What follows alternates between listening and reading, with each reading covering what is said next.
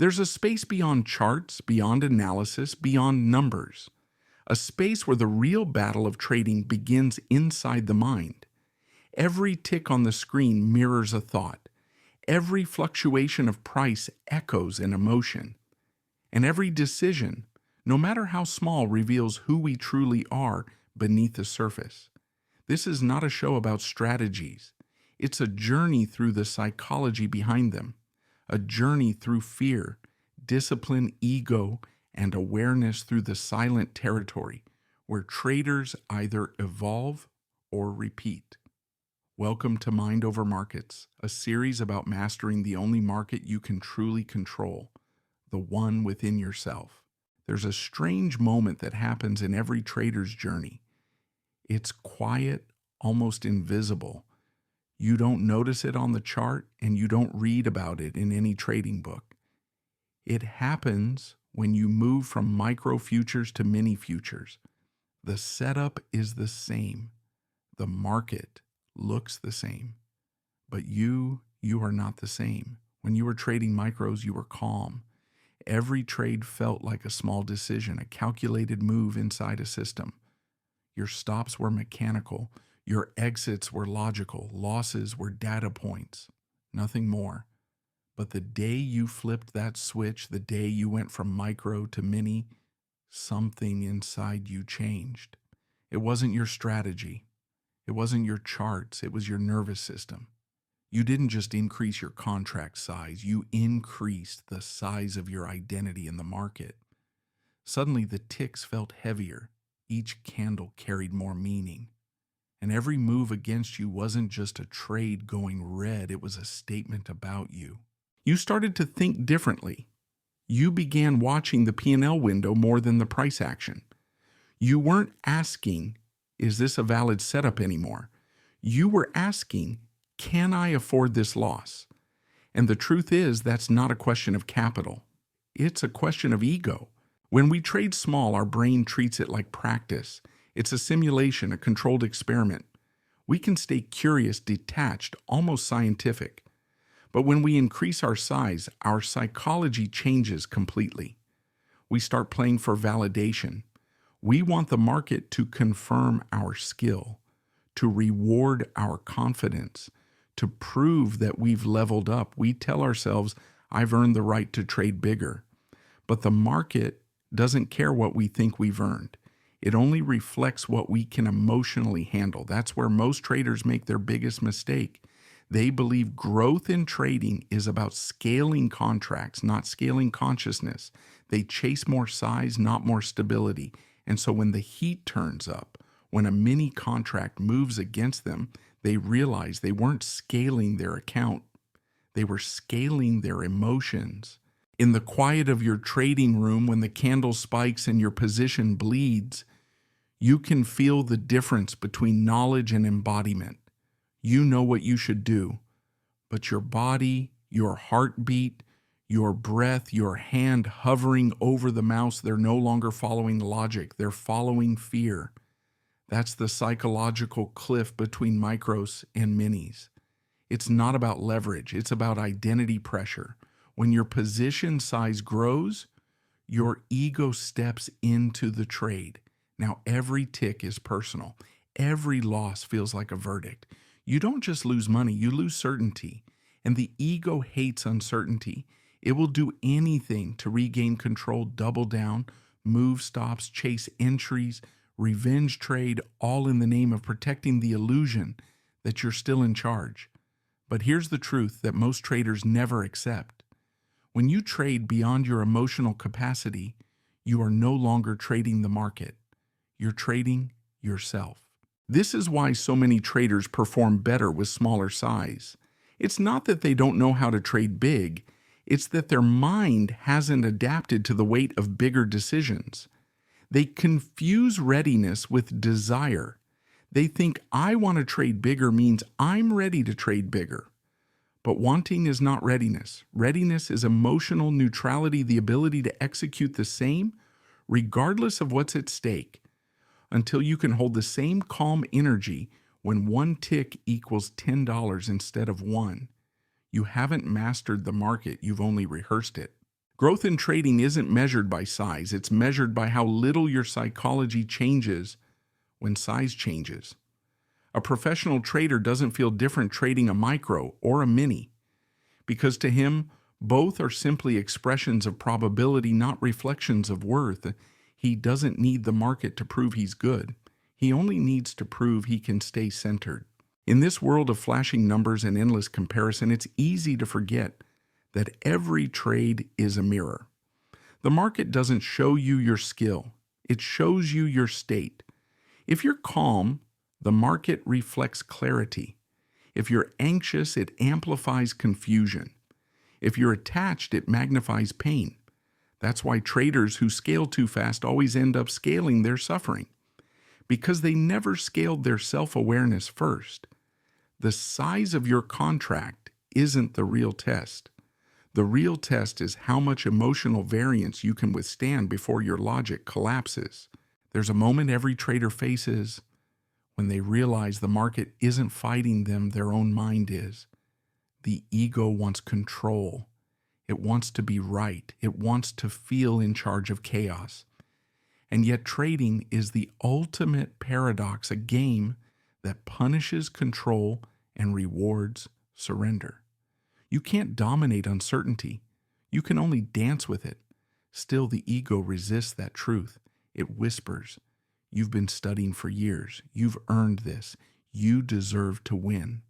That voice feels empowering, even logical, but beneath it lies the real fear, the fear of insignificance. Because if the market proves you wrong, then everything you've built, your confidence, your image, your self-story cracks. That's why so many traders overtrade, chase losses, and hold on too long. They're not trading to make money. They're trading to defend an identity. When you trade a mini contract, every tick hits the ego harder, because now the market's feedback feels personal. It's no longer numbers on a screen, it's judgment. And the ego doesn't want to be judged. You can see it in your own behavior. When the position goes in your favor, you smile, breathe deeper, shoulders relax. You feel smart again. But when it moves against you, the body tenses. The mind spins stories. Maybe it's just a pullback. Maybe I should add one more contract to average in. Maybe I should move my stop just a little lower. These are not strategies. They're defense mechanisms. Every rationalization is a small act of ego preservation, a way to avoid saying I was wrong. But trading mastery begins the moment you accept being wrong as part of the rhythm of the market, not a flaw in your character. Think about this. You would never yell at the ocean for a wave that didn't go your way. You wouldn't curse the wind for changing direction. You'd simply adjust your sails. But when the market shifts, you take it personally, because the ego secretly believes it should know what's next. It wants certainty in a world built on probabilities. That's the core illusion of trading ego, the belief that your worth increases with every correct call.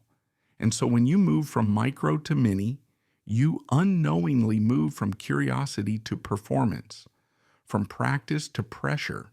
Now, you're not exploring the market anymore, you're performing for your self-image. Let me tell you a story. A trader once told me, "When I trade micros, I feel like a scientist. When I trade minis, I feel like a gambler." I asked him what changes. He said nothing except the amount at stake. But that's not true. Everything changes when something matters more. Attention shifts from process to outcome, from curiosity to consequence, from observing to reacting. And that's when the market stops being your mirror and becomes your battlefield. You see, the ego hates discomfort, but the market thrives on it. Every successful trade requires you to feel discomfort and still execute, to stay calm when the brain screams for control, to watch red candles without labeling them as danger. When you can sit in that space, the space between trigger and reaction, you begin to understand what trading psychology really is. It's not about positive thinking, it's about emotional capacity. The ability to hold uncertainty without collapsing. The ability to stay neutral when your ego demands victory. Most traders believe they have a strategy problem, but what they really have is an identity problem. They can't separate who they are from what they trade. When they win, they feel like winners. When they lose, they feel like failures. And as long as that link exists, the market owns them. The pros break that link. They know each trade is just one iteration in an infinite series. They don't need every trade to succeed. They only need to execute their edge with emotional consistency. That's why professionals can increase size without losing balance, because their ego isn't attached to the outcome. It's attached to execution quality. Let's pause here. Ask yourself, when you lose, what are you actually losing? Is it money or is it control? Is it opportunity or is it identity? If the answer is identity, then you're trading with your ego, not your edge. The ego wants immediate validation, but mastery comes from delayed gratification, from the quiet moments where you don't act, where you don't chase, where you simply observe the mind's noise and let it pass. Because every time you resist the urge to control the uncontrollable, you reclaim a piece of your power. That's the paradox. True control in trading comes from releasing the need to control. When you finally understand this, size stops scaring you. The market's noise stops shaking you. The ego stops needing to be right. And in that space, you find something rare, not profit, but peace. The kind of peace that allows you to see the chart clearly, not as a battlefield, but as a mirror showing you moment by moment how evolved your emotional state really is. That's the essence of trading psychology. Not learning how to control your emotions, but learning how to see them. Not suppressing your ego, but recognizing when it takes the wheel. Because awareness is the first act of mastery. And awareness, not analysis, is what separates the trader who survives from the one who self-destructs. When you increase your size, you don't just increase your exposure to the market. You increase your exposure to yourself. Every tick against you sends a message not just to your account, but to your nervous system. You feel it in your chest, that slight tightening, the shallow breath, the pulse in your jaw. It's not imagination, it's biology. Your body doesn't see numbers, it sees danger. It interprets every red candle as a threat to survival. And that's when trading stops being a cognitive game and becomes a physiological one. In the world of neuroscience, there's a simple truth. The brain is not built for uncertainty. It evolved to keep you alive, not to make you profitable. So when the stakes rise, when the ticks carry more weight, when the P&L swings like a pendulum, your ancient wiring takes over. The amygdala, that tiny almond-shaped cluster deep in your brain, starts firing signals of fear and urgency. Cortisol floods your bloodstream. Your field of vision narrows. Your heart rate climbs. You start seeing the chart through the lens of threat. And in that moment, you're no longer trading a setup. You're trading your fight or flight response. That's why every trader has two accounts. The one on their broker's platform and the one inside their nervous system. You can manage risk with stop losses and limits, but if you can't manage your internal volatility, you're still over-leveraged. Because what really moves you out of a trade too early, what makes you double down on a loser, what tempts you to override your plan, isn't the market. It's your biology trying to end discomfort. Let's be honest, the difference between micro and mini isn't just 1-0 on the position size. It's the difference between observation and reactivity. When your body feels safe, you can think clearly. You can analyze, wait, execute. But when your body feels unsafe, you can have the best system in the world and you'll still sabotage it, because the mind follows the body, always. Your thoughts, your discipline, your logic, they're all downstream from your nervous system. That's why professional traders spend as much time training emotional awareness as they do technical setups. Here's the uncomfortable truth. You can't think your way out of fear. You have to feel your way through it. Every time you step into a larger position size, you are testing not your skill, but your capacity to stay present. That's the real edge. Not entries, not exits, not indicators presence. The ability to remain grounded while your body screams for escape. Imagine a trader watching a losing position. His palms sweat, heart racing. He knows what the plan says.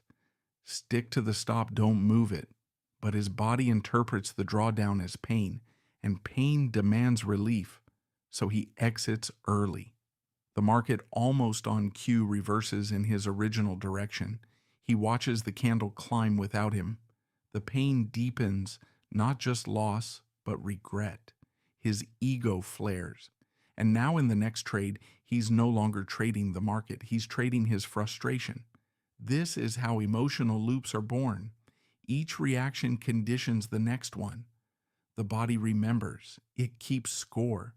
And until you learn to read your body the way you read your charts, you'll keep repeating the same patterns under different tickers.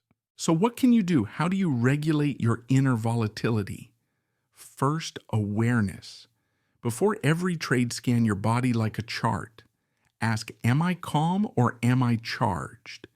If you feel that subtle tension in your chest, that restless energy in your hands, that's not intuition. That's arousal. You can't access rational decision-making in that state. Step back, breathe, reset the system. Second, preparation. Most traders prepare their charts, but not their state. They open platforms with an anxious mind, already living in the outcome of trades that haven't even happened. Professionals reverse it. They prepare themselves before they prepare the market. They meditate, journal walk, or simply breathe slowly for 2 minutes before entering a session. They know that the mind you bring into the market is the biggest position you'll ever hold. Third, recalibration. After each session, review your physical and emotional data just like you review your technical data. When did your heart rate spike? When did you fidget? When did you start clicking through charts aimlessly? That's emotional slippage, the invisible loss most traders never measure. You can't eliminate it, but you can observe it. And observation over time brings control, because what you can observe, you no longer have to obey. When you finally see that the market's movement is just a reflection of your inner movement, you stop fighting the chart. You start learning from it. The goal isn't to suppress fear, it's to expand your capacity to stay functional inside it, to hold stillness in volatility, to hold clarity in chaos, to hold yourself when everything else moves. That's real trading psychology. That's emotional mastery. In the next part, we'll go deeper into the process of recalibration, how to build emotional resilience, how to measure psychological readiness for size increases, and how to separate your worth from your P&L. Because growth doesn't come from winning bigger trades. It comes from staying smaller longer than your ego wants you to. There's a silent belief many traders carry. They think progress means increasing size, that if they're not trading bigger, they're not evolving. But growth in trading isn't linear. It's circular. It's inward. And until you expand your awareness, increasing size only magnifies what's unresolved inside you. Because the market doesn't reward ambition. It rewards alignment. When you trade beyond your emotional readiness, you step outside your zone of regulation. You might still follow your plan at first, but the moment volatility spikes, you lose access to logic. The same strategy that worked flawlessly at small size now feels unbearable. Your decisions compress into seconds. Your breathing shortens. And the market begins to feel hostile, like it's targeting you. But it isn't. It's mirroring your nervous system, unstable, reactive, overexposed. So the real question isn't, how much size can I handle? It's how much emotion can I hold without breaking my process? That's what defines emotional readiness, not your balance, not your profit curve, your capacity to remain neutral in the presence of intensity. Scaling in trading is a spiritual practice disguised as a financial one, because every time you increase size, you are forced to meet a deeper layer of yourself, the part that craves recognition, the part that fears loss, the part that wants to skip the grind and prove its worth now. And until you can hold those parts with awareness, not judgment, not suppression, but understanding, they will hijack your trading. Imagine this. You're trading micros. You're calm. You take setups, record data, refine your edge. Week after week, you perform well. You tell yourself you're ready for the next level. So you switch to minis. The first trade, wins validation floods your system. You think, see, I was ready. Then comes the loss. A standard, ordinary loss, but it doesn't feel ordinary. It feels personal, heavy, unacceptable. You start calculating how many micros that one mini loss equals. The mind spirals. The urge to make it back consumes your focus. This is the moment where awareness either saves you or abandons you. Because in that split second, your ego whispers, you can't end the day red.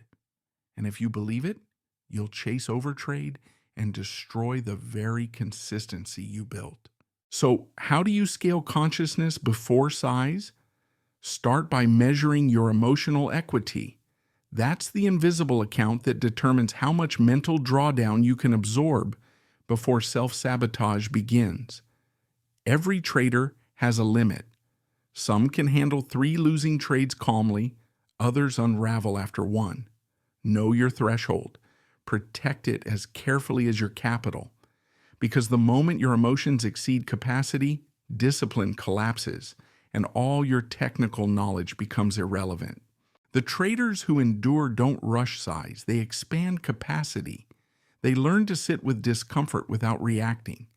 They rehearse stillness the way others rehearse setups. They understand that bigger size doesn't create bigger traders.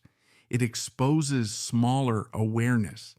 That's why the most consistent traders treat small size with the same respect as large. They know that discipline doesn't scale with money. It scales with presence. Every trade is a mirror reflecting your level of consciousness. When you trade small, you're practicing mindfulness. When you trade big, you're testing mastery. But mastery isn't about prediction. It's about perception. The ability to stay aware of your mind's movements while the market moves around you. That's what separates impulsive traders from intentional ones. Both see the same chart, but one reacts to emotion and the other observes emotion. Scaling consciousness means slowing down your internal tempo. Before pressing that button, ask, am I trading from clarity or from compulsion? If it's compulsion, pause. Because clarity can wait, but compulsion can't. True professionals treat hesitation as data. They know a shaky hand or a tight chest isn't weakness, it's feedback. Feedback from the body saying, you've reached your current emotional limit. Growth happens when you listen, not when you push. Because what you resist in your emotional world repeats in your financial world. If you force trades to prove strength, you'll repeat cycles of burnout. If you ignore fear, you'll manifest it in losses. If you chase validation, you'll find yourself forever needing more. But when you acknowledge the emotion, sit with it, and choose discipline over impulse, you begin to grow into a state the market can no longer manipulate. Scaling consciousness is the slowest part of trading, and that's why most skip it. They'd rather double their account than deepen their awareness. But awareness is the only leverage that doesn't blow up. When you master that, your account becomes an extension of your state-balanced, measured patient. Then, and only then, does increasing size feel effortless. Because you're not expanding risk anymore. You're expanding stillness. The irony is, when you finally become emotionally ready for size, you no longer need it to feel complete. You trade for execution, not validation, for process, not outcome. And that's when growth happens naturally, not as a chase, but as a reflection of who you've become. In the next part, we'll talk about ego dissolution and the paradox of detachment, how to stay deeply committed to your craft while emotionally detached from its outcomes. Because trading isn't about conquering the market. It's about remembering that the real battle was always within. At some point in your journey, you realize trading isn't about predicting the market. It's about releasing the need to. It's about seeing how every decision you make is filtered through the lens of self. And that self, the identity that wants to be right, that wants to win, that wants to prove, is the very thing keeping you from true freedom in the market. When you first start trading, ego is your fuel. It drives you to learn to compete, to improve. But as you mature, that same ego becomes your cage. It wants recognition for discipline, praise, for restraint, status, for patience. It turns even good habits into performance. You start chasing the feeling of being a calm trader instead of being one. That's the final trap of the mind when ego hides behind the mask of mastery. Detachment doesn't mean you stop caring. It means you stop identifying. You can still be fully committed, fully focused, but no longer fused with the outcome. You become the observer, not the actor, trapped inside the scene. When you lose, you watch the pain. You don't become it. When you win, you feel the surge, but you let it pass. Because you know both are just sensations, temporary, empty, passing through the same stillness within. That stillness is the only space from which true trading happens. To dissolve ego doesn't mean to destroy it. You need ego to function, to analyze, to survive. But you must place it in its proper role as a tool, not a master. The ego wants to possess the market. The awakened trader wants to participate in it. The difference is subtle but profound. One acts from fear of loss. The other acts from flow. One defends identity. The other expresses awareness. You can tell which state you're in by your relationship to uncertainty. If uncertainty feels threatening, the ego is driving. If uncertainty feels alive, presence is leading. Uncertainty isn't chaos. It's the raw texture of truth, the living field where potential exists. Only when you stop demanding certainty do you start aligning with the rhythm of the market. There's a story about a monk who was once a trader. He said, "The market taught me to meditate better than any temple." When asked why, he smiled and said, "Because nothing reveals attachment faster than watching your P&L fluctuate." Every tick forced him to see the subtle hooks of ego, the grasping, the resistance, the need to be right. Until one day, he realized the market wasn't testing him. It was teaching him to let go, to stay aware without clinging, to act without attachment, to lose without losing himself. That is ego dissolution. But there's a fine line between detachment and apathy. Apathy is the mind's escape from pain. Detachment is the heart's acceptance of reality. Apathy says, "I don't care." Detachment says, "I care, but I'm not controlled." One closes you off. The other opens you up. The detached trader still feels everything, the tension, the hope, the disappointment, but moves through it like wind through trees. Nothing sticks. And because nothing sticks, clarity remains. When you reach this state, trading becomes quieter. You stop forcing setups. You stop reacting to noise. You wait, not out of fear, but out of patience. You no longer chase outcomes because you already trust your process. You've made peace with probabilities. You understand that losses are not punishments and wins are not rewards. They are both feedback about your relationship with the present moment. True detachment feels like standing in the middle of a storm and realizing the storm is not outside you, it's inside you. And when you stop resisting it, the wind passes through. That's when trading becomes meditation in motion. Each click of the mouse, Each decision becomes an act of awareness. You trade not to earn, but to learn, not to control, but to witness, not to escape uncertainty, but to dance with it. When ego dissolves, your metrics change.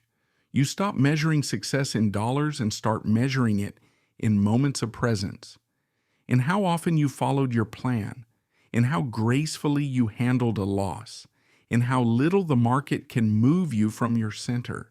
That's when your performance stabilizes, because your self no longer fluctuates with price. This is the quiet evolution few ever reach, the transition from trader to witness, from fighting the market to flowing with it, from needing to prove to simply being. The paradox is beautiful. When you stop needing to win, you start winning effortlessly, because nothing distracts you from clarity anymore.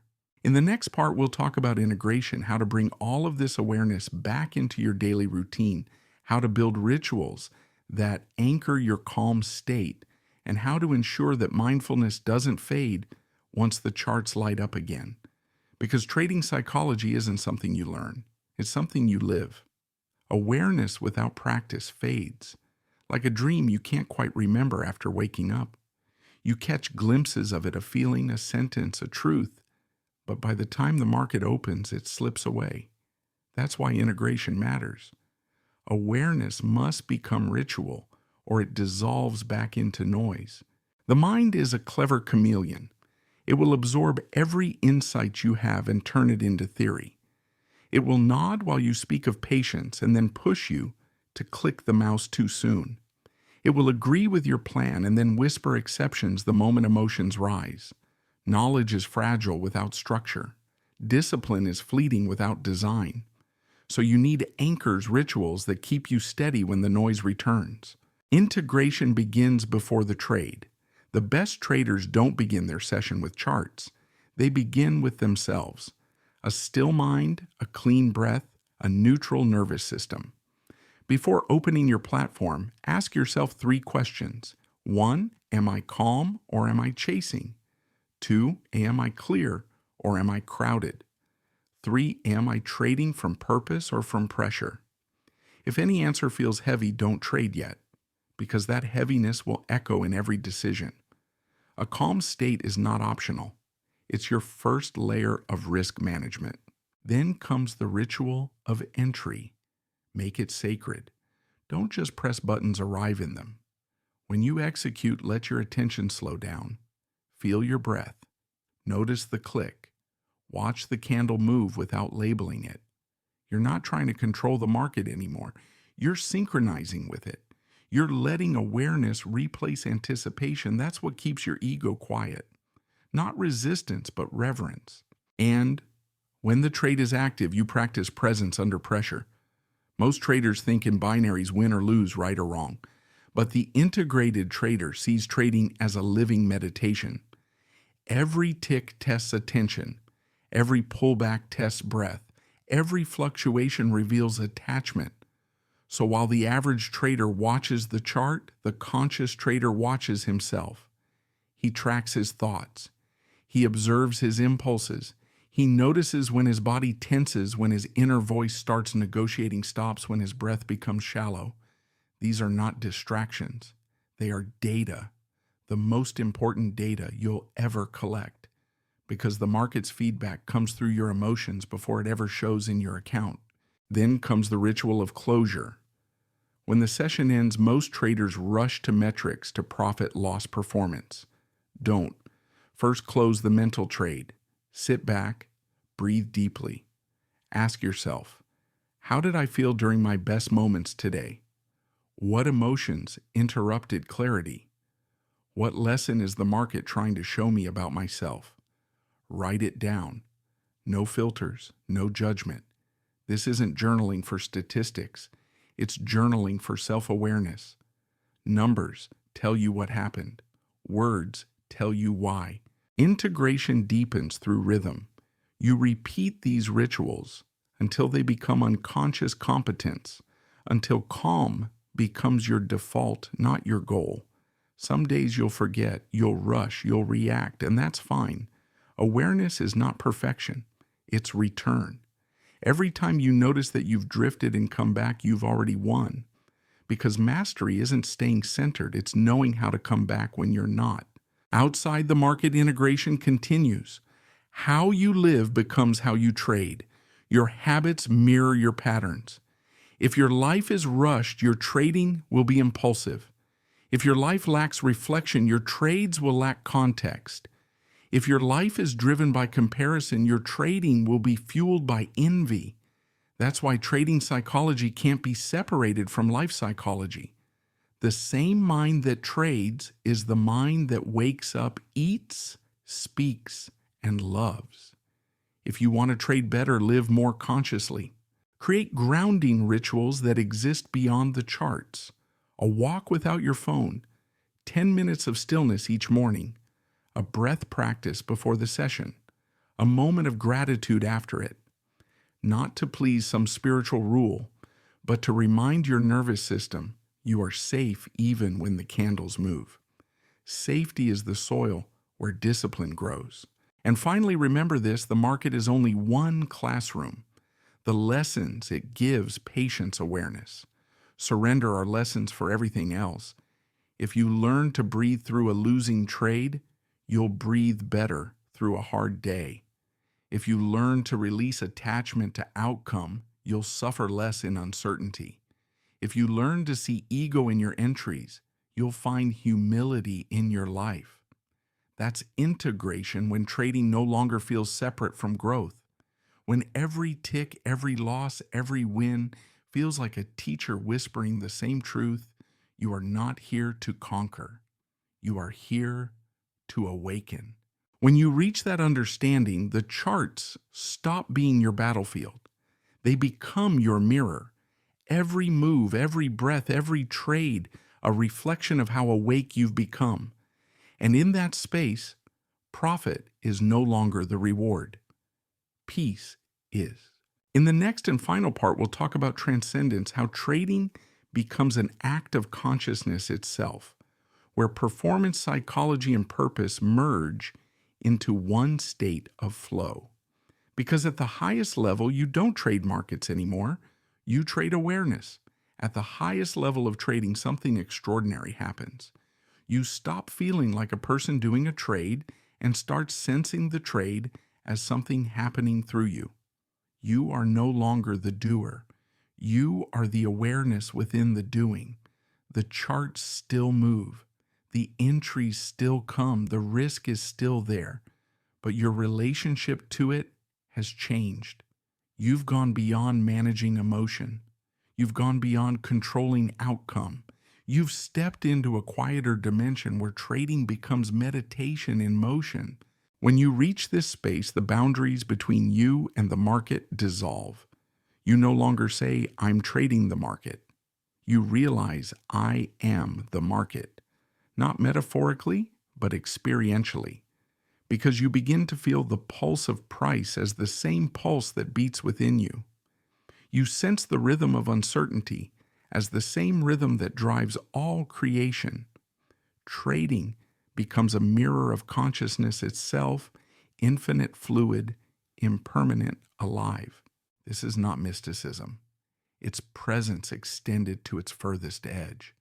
Presence so pure that even I disappears. No more fear, no more need, no more self-battling the chart, just awareness observing movement. And from that awareness, every decision feels effortless. You no longer try to follow your plan. You simply are your plan. Discipline stops being a behavior. It becomes your nature. When you trade from this level, you no longer seek flow. You are flow. There's no resistance because there's no separation. Losses don't hurt because you understand they were never yours. They were part of the larger balance, the inhale and exhale of the market's breath. You begin to feel grateful even for drawdowns because they remind you that uncertainty is not chaos, it's harmony too vast for the ego to comprehend. You stop measuring success in profit and start measuring it in presence. How deeply were you awake during the session? How fully did you remain in truth while everything moved around you? That's mastery. That's transcendence. At this stage, your entire perception of trading changes. You see setups not as opportunities to win, but as invitations to witness. Each candle is a teacher. Each fluctuation is feedback. Each emotional impulse is a signal not to act, but to awaken. You realize that all the market ever wanted was your full attention, not your control, not your intellect, just your awareness. From here, risk becomes sacred because risk is what keeps you awake. It's what reminds you to stay humble, to stay alive to the unknown. Without risk, you'd fall asleep in certainty. Without uncertainty, there would be no growth. So instead of fearing risk, you start honoring it. You see it as the bridge between knowledge and wisdom, between control and surrender, between ego and awareness. Many traders spend their whole lives trying to master the market, but the real masters are those who've used the market to master themselves. They understand that every fluctuation of price mirrors the fluctuation of mind, and every time they return to stillness, the market responds in kind. That's why the greatest traders are quiet. They don't talk about control. They embody trust. Trust in their process. Trust in the probabilities. Trust in life itself. Transcendence isn't about leaving trading behind. It's about seeing it for what it truly is, a living mirror of consciousness. Every chart, every entry, every exit becomes an act of presence. Each click of the mouse a small bow to the unknown. Each loss a reminder that surrender is the highest form of skill. Each gain a reflection of alignment, not achievement. In this space, performance and psychology dissolve into one. There's no longer trader and market, only awareness flowing through both. And from that awareness comes a quiet joy, the joy of simply being here, the joy of watching without grasping, the joy of creating without control. This is where trading transforms into art, where execution becomes expression, where consciousness becomes capital. If you ever reach this place, cherish it, but don't cling to it. Even transcendence fluctuates. There will be days when ego returns, when fear whispers, when attachment tugs at you again. That's not regression, that's rhythm. Awakening isn't permanent, it's practiced. Again and again, moment by moment, trade by trade, each session an invitation to remember who you are beneath the noise. So when you sit before the screen tomorrow, don't ask, will I win today? Ask, can I stay awake today? Can I remain aware while price moves? Can I stay grounded while emotions surge? Can I act from truth rather than tension? If the answer is yes even once, then you've already succeeded, because every moment of awareness is profit beyond measure. At the end of it all, trading stops being about the market and becomes a meditation on being alive. Every tick, every breath, every second reminding you of the same eternal truth. There is no market without mind. There is no trade without awareness. There is no growth without surrender. And in that realization, you find peace not after trading, but within it. This is Mind Over Markets, not a philosophy, not a method, but a remembering that the most valuable asset you'll ever hold is consciousness itself. The market never stops moving, but you can. In every storm of volatility, there's a still point, a place of awareness untouched by profit or loss. That's where true mastery lives, not in prediction, but in presence, not in controlling the market, but in knowing yourself so completely that no outcome can shake you. So trade with patience, trade with awareness, trade with humility. And remember, in the end, all charts fade, but consciousness remains. This is Mind Over Markets, where awareness is profit and peace, is the ultimate edge.